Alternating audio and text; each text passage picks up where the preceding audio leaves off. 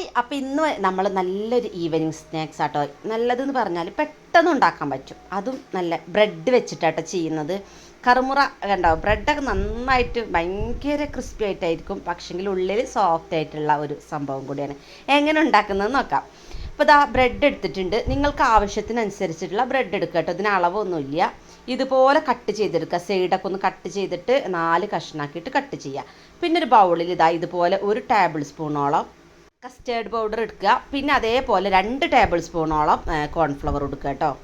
എന്നിട്ട് കുറച്ച് പാലൊഴിച്ചിട്ട് ഒന്ന് നന്നായിട്ട് കട്ട കൂടാതെ ഒന്ന് മിക്സ് ചെയ്തിട്ട് എടുക്കുക കേട്ടോ. അപ്പോൾ ആവശ്യത്തിനുള്ള പാലൊഴിച്ചതൊന്ന് മിക്സ് ആകാനുള്ള പാലൊക്കെ ഒന്ന് ഒഴിച്ചിട്ട് ഇതുപോലെ നന്നായിട്ട് തന്നെ ഒന്ന് ആക്കിയെടുക്കുക കേട്ടോ. ഒട്ടും കട്ടയൊന്നും പാടില്ല. കണ്ടില്ലേ, ഇതുപോലെ ഒന്ന് ആക്കിയിട്ട് നമുക്കിത് മാറ്റി വെക്കാം. അപ്പോൾ നിങ്ങൾക്ക് കസ്റ്റേർഡ് പൗഡർ ഇല്ല എന്നുണ്ടെങ്കിൽ ഒരു 2.5 ടേബിൾ സ്പൂണോളം കോൺഫ്ലവർ എടുത്തോളൂ കേട്ടോ. ഇത് കസ്റ്റേർഡ് പൗഡർ ആകുമ്പോൾ നമുക്ക് പെട്ടെന്ന് തിക്കായി കിട്ടും, അതിന് വേണ്ടിയിട്ടാണ്. എന്നിട്ട് കുറച്ച് എണ്ണ ഒരു പാനിലെടുത്തിട്ട് ഇതുപോലെ ഒന്ന് ഫ്രൈ ചെയ്തിട്ട് എടുക്കണം കേട്ടോ. ബ്രെഡൊക്കെ ഒന്ന്, ബ്രെഡാണ് ചെറിയ തീയിലാക്കിയാൽ തന്നെ പെട്ടെന്നായി കിട്ടും കേട്ടോ. കരിഞ്ഞു പോവാതെ ശ്രദ്ധിക്കണേ.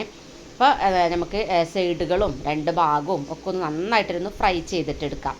അപ്പോൾ കുറച്ച് സമയം കഴിയുമ്പോൾ തന്നെ നമുക്കിതൊക്കെ ഒന്ന് നേരിക്കാക്കി ഇട്ട് കൊടുക്കണം കേട്ടോ. ഉണ്ടല്ലേ, അപ്പോൾ ഇതായിട്ടില്ല കേട്ടോ. ഇത്രയും പോരാ, നമുക്ക് ഒന്നും കൂടെ ആയി കിട്ടണം. ഞാൻ കാണിച്ചു തരാം കേട്ടോ. അതിൻ്റെ ആ ഒരു കളറാവുന്ന കണ്ടോ, ഇതുപോലെ ആയി കിട്ടണം കേട്ടോ. ഇങ്ങനെ ആയാലാണ് നല്ല ക്രിസ്പി ആയിട്ട് ഇരിക്കുക കേട്ടോ. അപ്പോൾ ഞാൻ ഫുള്ള് ഇതുപോലെ ഒന്ന് ഫ്രൈ ചെയ്തിട്ട് എടുത്തിട്ടുണ്ട്. കണ്ടില്ലേ, ഇതിപ്പോൾ നല്ല ക്രിസ്പിയാണ്. ഇങ്ങനെ തന്നെ ആയി കിട്ടണം.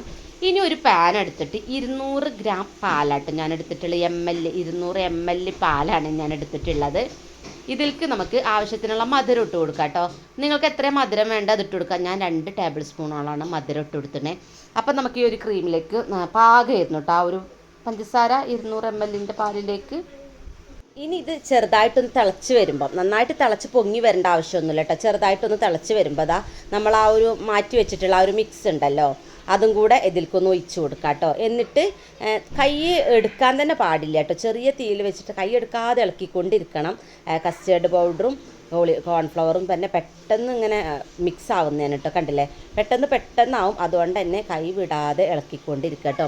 ഇനി ചെറിയ കട്ട എന്തെങ്കിലും ആയിട്ടുണ്ടെങ്കിൽ തന്നെ അതൊന്നും ഇങ്ങനെ ഒരു തവ വെച്ചിട്ടൊന്ന് ജസ്റ്റ് ഒന്ന് ഇങ്ങനെ അമർത്തി കൊടുത്താൽ മതി.